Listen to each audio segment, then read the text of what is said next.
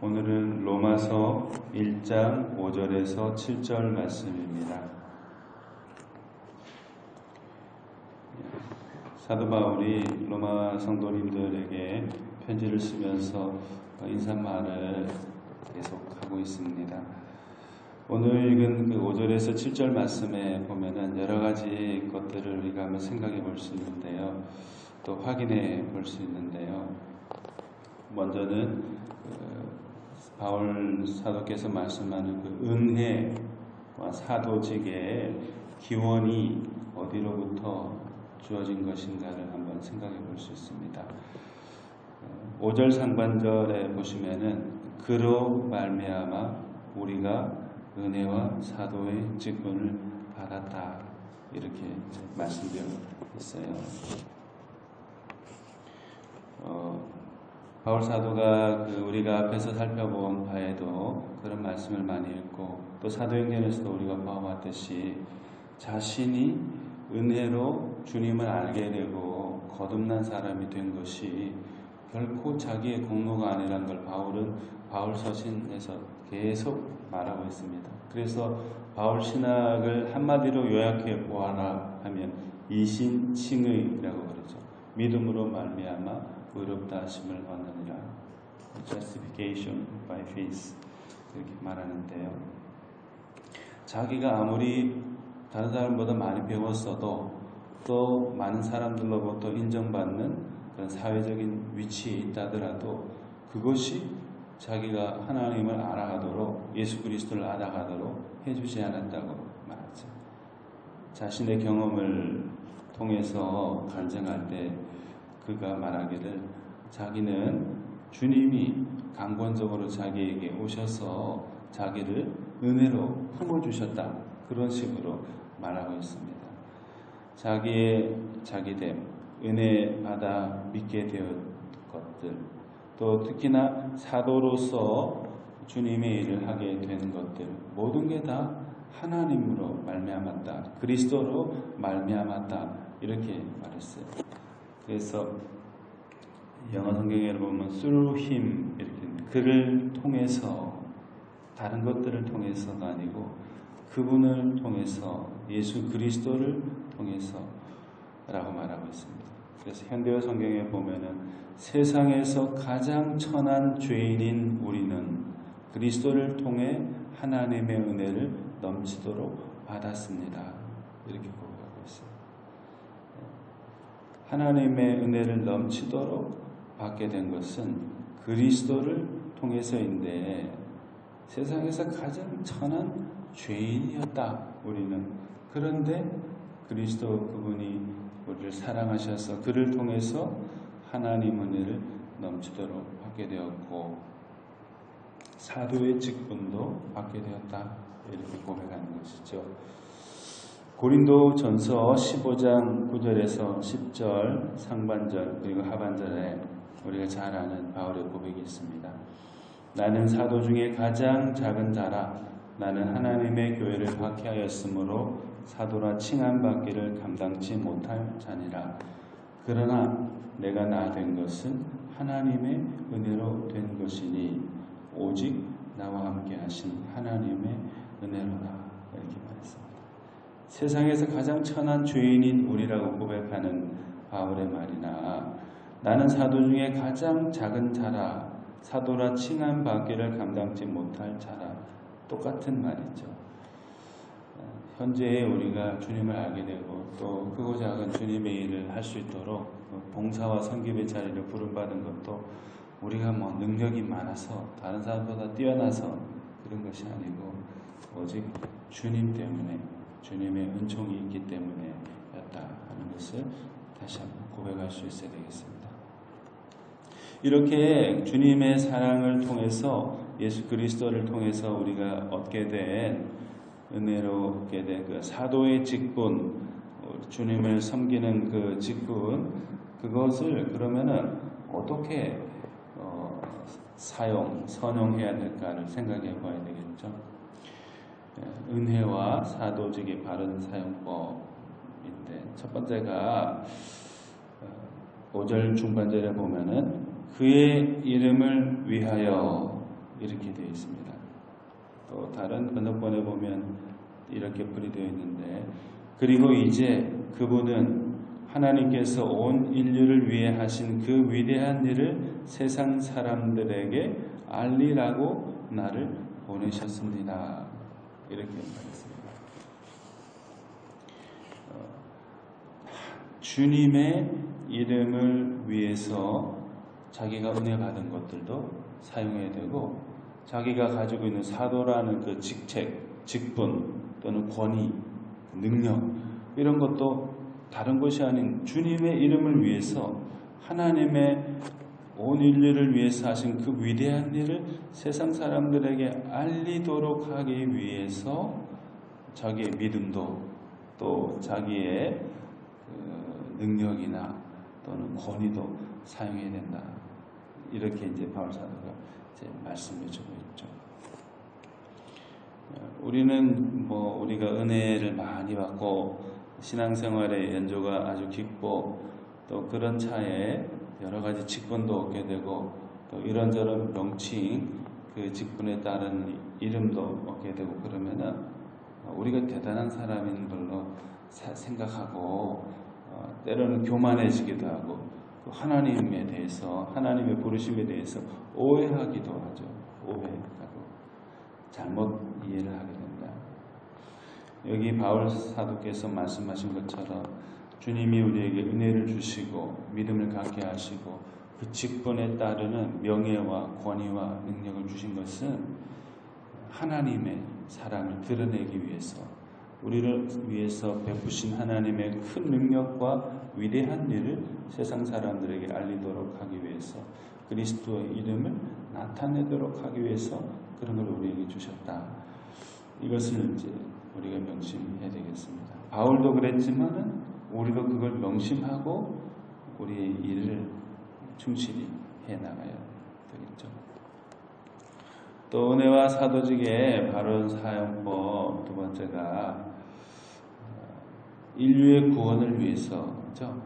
당연한 말이긴 한데 5절 하반절에 보면은 모든 이방인 중에서 믿어 순종하게 하나니 이렇게 되어 있어요. 모든 이방인 중에서 믿어 순종하게 하나니. 다른 번역본에는 또 이렇게 되어 있는데 모든 사람이 그리스도를 믿고 하나님께 순종하시게 하시기 위한 것입니다.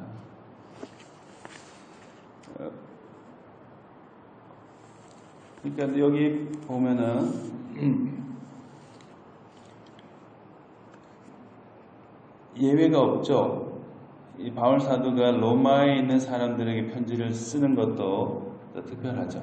왜냐하면은 이 사도 바울은 나름대로 자기 정통 유대인이라고 생각하고 이방 지역에 사는 로마인들에 대해서는 선입견을 가질 수 있는데 그런 것 없죠. 근데 로마 당신들에게 편지를 하고 있는 나, 로마인들을 생각하는 나, 거기에만 또 한정 지어지지 않죠.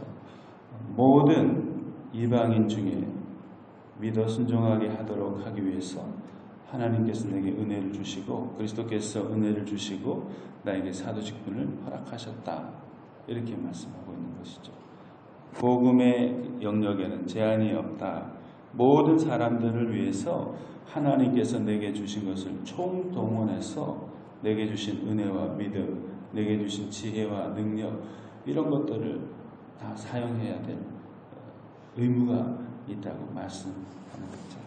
그래서 믿어서 예수 그리스도를 고백하고 또 순종하여 예수 그리스도를 따르도록 모든 사람들이 그렇게 하도록 하기 위해서 주님께서 내게 은혜와 섬김의 직분을 주셨다.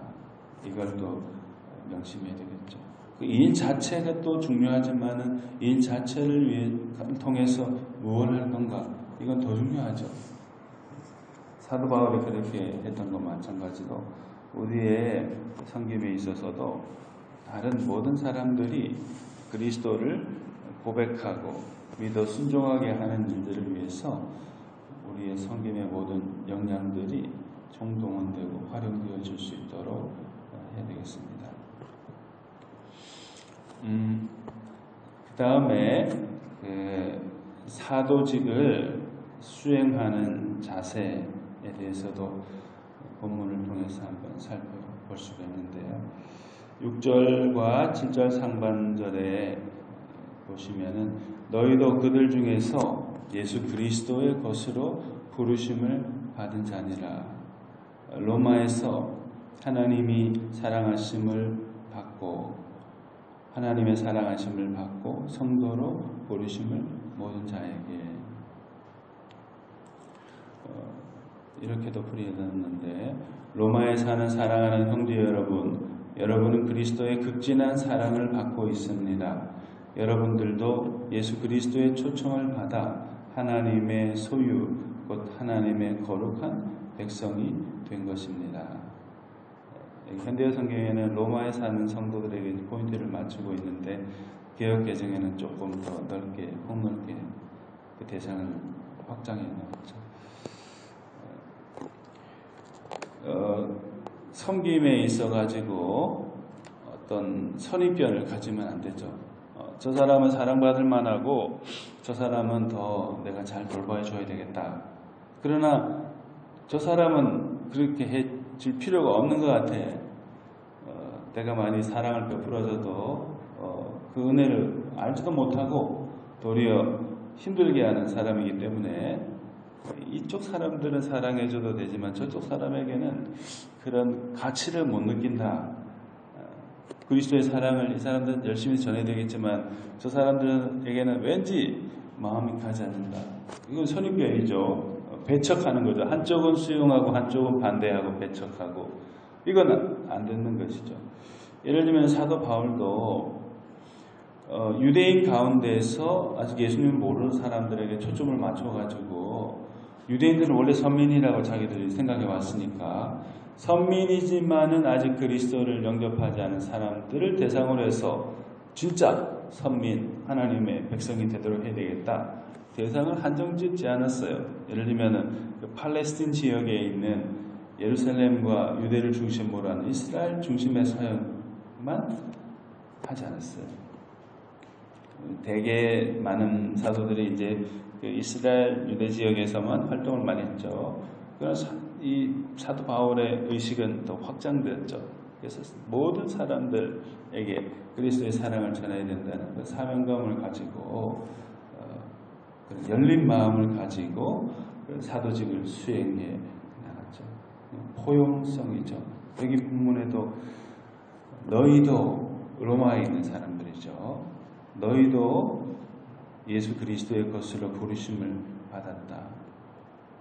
소위 말하는 정통 유대인들에 봤을 때는 로마에 사는 사람 다 이방인이기 때문에 죽어마땅한 비유대인, 저주받은 백성으로 이렇게 생각하는 사람들이 많았는데, 그래서 심지어 우리 사도행전을 읽을 때도 보았지만은 이방인 가운데 성령을 받았다니까 거짓말하지 마라, 그런 일이 있을 수 없다 그래가지고 예루살렘에서 아예 확인하라고 베드로를 파송하기도 하고 사도를 파송하기도 했잖아요. 그거 다친 마음이죠.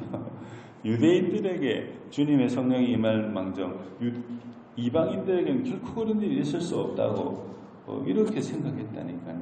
그런 시대에도 이 사도 바울은 사랑의 눈을 가지고 열린 마음으로 모든 사람들을 다 포용하는 그런 사역을 해나갔죠. 이것이 사역자가 가져야 될 사역의 자세입니다. 그래서 골로새서 3장 9절에서 11절 말씀에 사도 바울이 이렇게 말했죠. 너희가 서로 거짓말을 하지 말라. 옛사람과 그 행위를 벗어버리고 새 사람을 입었으니 이는 자기를 창조하신 이의 형상을 따라 지식에까지 새롭게 하심을 입은 자니라. 거기에는 헬라인이나 유대인이나 할레파나 무할레파나 야만인이나 스구디아인이나 종이나 자유인이 차별이 있을 수 없나니 오직 그리스도는 만유시요 만유 안에 계시니라.